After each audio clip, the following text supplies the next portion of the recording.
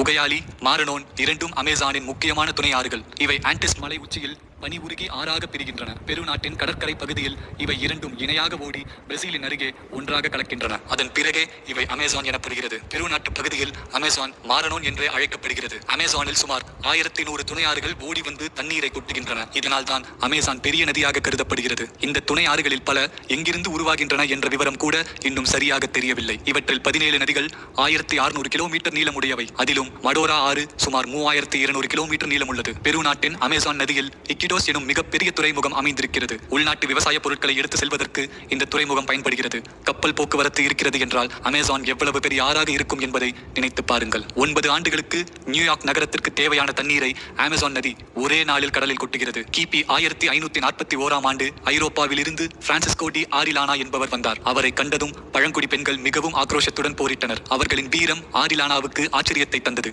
உடனே அவருக்கு கிரேக்க பெண் போர் வீரர்களின் நினைவு வந்தது. அவர்களின் நினைவாக இந்த பெரிய நதிக்கு அமேசான் என்ற பெயரை சூட்டிவிட்டார். அமேசான் நதியில் பயணித்தது போதும், மீண்டும் மழைக்காடுகளுக்கு திரும்புவோம். பிரேசில் நாட்டின் 40% பகுதியில் அமேசான் காடுகள் அமைந்திருக்கின்றன. இங்கு சராசரி மழை அளவு ஆண்டுக்கு 9 மீட்டருக்கு மேல். ஆண்டு முழுவதும் தண்ணீர் கிடைத்துக் கொண்டே இருப்பதால் இங்குள்ள தாவரங்கள் பசுமை மாறாமல் அப்படியே இருக்கின்றன. மழைக்காடுகளின் தரை பெரும்பாலும் சூரியனின் முகத்தை பார்ப்பதில்லை.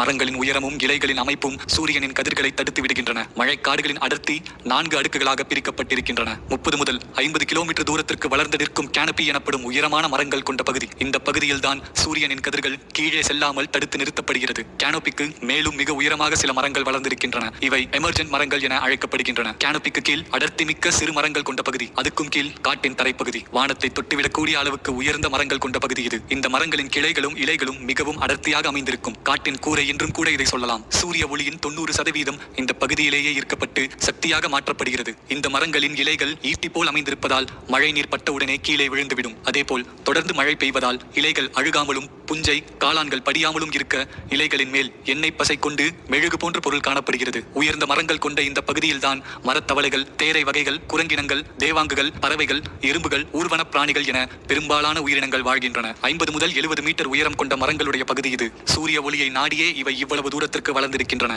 கனத்த மழை, அதிக வெப்பம், சூறாவளி காற்று போன்றவற்றை தாங்கும் விதத்தில் இந்த மரங்கள் மிகவும் உறுதியாக அமைந்திருக்கின்றன. இலைகள் சிறியதாகவும் மெல்லியதாகவும் நீர் ஒட்டாமல் இருக்கும்படியும் அமைந்துள்ளன.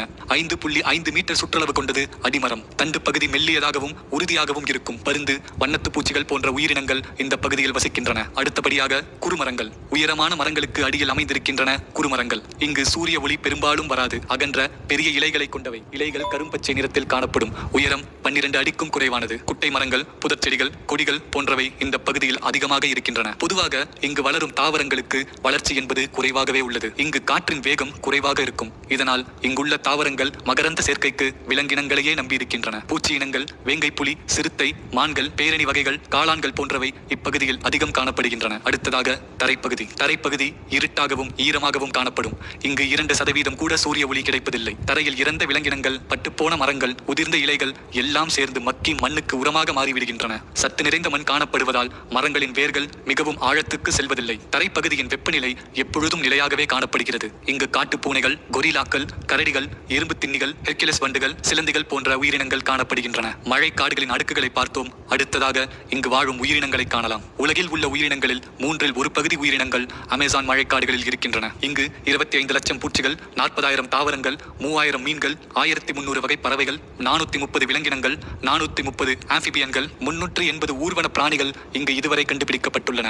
இங்குள்ள உயிரினங்களின் பயோடைவர்சிட்டி எனப்படும் பல்லுயிர் தன்மை ஆயிரக்கணக்கான ஆண்டுகளாக பராமரிக்கப்பட்டு பாதுகாக்கப்பட்டு பரிணாம வளர்ச்சி அடைந்துள்ளது. இந்த உயிரினங்களின் மிரட்டும் அழகும் வண்ணங்களும் தற்காத்துக் கொள்வதற்காக இயற்கையில் அமைந்துள்ள தகவமைப்பும் அற்புதமானவை. அமேசானில் வாழ்தலுக்கான போட்டி ஏராளமாக இருந்திருக்கிறது. வலிமை வாய்ந்ததும் தற்காப்பு தன்மை கொண்டதும் சூழ்நிலையை புரிந்து கொண்டு செயல்படக்கூடியதுமான உயிரினங்களே வெற்றி பெற்று வாழ்ந்து வருகின்றன. இன்னும் மனிதர்களால் கண்டுபிடிக்க முடியாத தாவரங்களும் விலங்கினங்களும் ஏராளமாக இந்த காட்டுக்குள் ஒளிந்திருக்கின்றன. அமேசானில் மட்டுமே வாழக்கூடிய அரிய வகை உயிரினங்களும் இங்கு உண்டு. இவற்றை உலகின் வேறு எந்த பகுதியிலும் பார்க்க இயலாது. அமேசானில் வாழக்கூடிய விலங்குகள், பறவைகள், இருவாழ்விகள், பூச்சிகளை ஒவ்வொன்றாக சந்திப்போம். முதலில் மீன்கள். தண்ணீரின் ராணி என்றழைக்கப்படும் மீன் இனங்கள் அமேசானில் 3000 வகைகளில் காணப்படுகின்றன. வகையிலும் எண்ணிக்கையிலும் இங்குள்ள மீன்கள் முன்னணியில் இருக்கின்றன. மீன்கள் பொதுவாக நீரில் உள்ள ஆக்சிஜனை செவுள்களால் சுவாசிக்கக்கூடியவை. ஆனால் அமேசான் மீன்கள் நுரையீரல் மூலம் சுவாசிக்கின்றன. இதற்கு காரணம் மீன்கள் வசித்த சூழல்தான். அமேசான் நதி மீன்கள் சதுப்பு நில பகுதிகளுக்கும் தரைக்கும் நகர்ந்து உணவு தேட வேண்டிய சூழல் இருந்ததால் அவை நுரையீரல் மூலம் சுவாசிக்க வேண்டிய தேவையும் அவசியமும் ஏற்பட்டது. பிரானா என்பது கூர்மையான பற்களை கொண்ட மீன் இனம். மிகவும் வேகமாக நீந்தக்கூடியது. இதற்கு அற்புதமான மோப்ப சக்தியும் உண்டு. பிரானா வகை மீன் பூச்சிகளையும் மீன்களையும் சாப்பிடும் மிகப்பெரிய கூட்டமாக இவை வசித்து வருகின்றன. இதன் மூலம் வேங்கை புலி, கைமன் முதலை பெரிய மீன்களிடம் இருந்து தங்களை காப்பாற்றிக் கொள்கின்றன. கடலில் இருந்து வந்த எலக்ட்ரிக் திருக்கை போன்றவையும் இங்கு வாழ்கின்றன. தண்ணீருக்கு மேல் பறக்கும் பூச்சிகளை தண்ணீரால் பீச்சி அடித்து லபக்கென்று பிடித்து சாப்பிடக்கூடிய அரோஹானா மீன்கள் நாம் வேறு எங்கும் பார்க்க முடியாது. அமேசான் நதியில் இளஞ்சிவப்பு நிற டால்பின்கள் வாழ்கின்றன. இவை மிகவும் புத்திசாலியானவை. உலகிலேயே மிகப்பெரிய டால்பின்கள் இவை. இவற்றால் மிகவும் வேகமாக நீந்த இயலாது. 8 அடி நீளம் இருக்கும். மீன்கள், நத்தைகள், நண்டுகள் போன்றவை இந்த டால்பின்களுக்கு விருப்பமான உணவு. இதுவரை 1000 மீன்களுக்கு மட்டும் பெயர் சூட்டப்பட்டிருக்கிறது. இங்கு வாழும் மீன்களில் 5இல் 4 பகுதி மீன்கள் அமேசானில் மட்டுமே வாழக்கூடியவை. அடுத்தபடியாக இருவாழ்விகள், அதாவது ஆம்பிபியன்ஸ். இருவாழ்விகள் நீரிலும் நிலத்திலும் வாழக்கூடிய உயிரினங்களை இருவாழ்விகள் என்பார்கள். இருவாழ்விகளில் உயிரினங்கள் மிக குறைவானவையே. தவளைகளும் தேரைகளும் இதில் முக்கியமானவை. சுமார் 1000 தவளைகளும் தேரைகளும் கண்டுபிடிக்கப்பட்டிருக்கின்றன. தவளைகள் அழகானவை என்றால் யாராவது நம்புவார்களா? அமேசான் தவளையை பார்த்தால் எல்லோரும் நம்பித்தான் ஆக வேண்டும். தவளைகளின் உடல் பளபளவென மின்னும். ஆரஞ்சு, பச்சை, மஞ்சள், சிவப்பு, நீலம், கருப்பு என பல வண்ண டிசைன்கள் காணப்படும். பார்ப்பதற்கு பொம்மை போல்தான் தெரியும். இந்த தவளைகள் பார்க்க அழகாக இருந்தாலும் மிகவும் ஆபத்தானவை.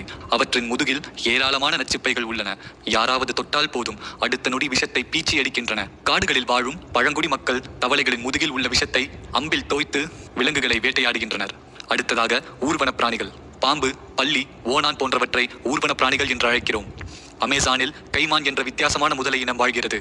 இதில் கருப்பு கைமன் உலகிலேயே மிகப்பெரிய முதலை என கருதப்படுகிறது. 20 அடி நீளம் வரை இருக்கும். பெரும்பாலும் தண்ணீரில் தான் இருக்கும். அனகோண்டாவை நாம் நேரில் பார்த்திருக்க முடியாது. இவை அமேசான் காடுகளில் மட்டுமே வாழ்கின்றன.